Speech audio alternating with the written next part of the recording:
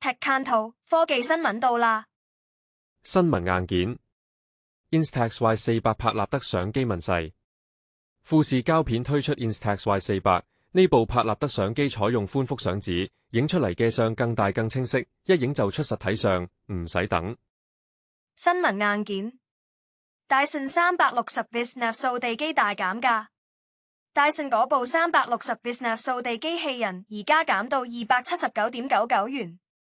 部機有激光導航同吸塵功能，呢個價真係好抵。新聞財經 ，Porsche 宣布停止電單車業務，保時捷話會停咗佢哋嗰條性能電單車生產線，呢個決定可能同銷量唔理想同埋公司策略轉型有關。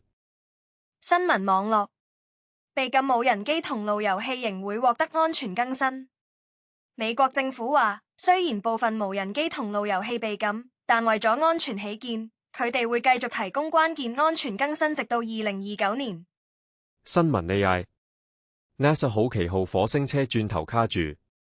NASA 嗰部好奇號火星車嘅轉頭卡喺火星岩層入面，工程師正嘗試解救，同時繼續收集火星數據。新聞軟件，瑞士成立互聯網檔案館。瑞士政府宣布成立互聯網檔案館，會保存瑞士嘅網絡內容同歷史數據，保護數字遺產。訂閱我哋，再見。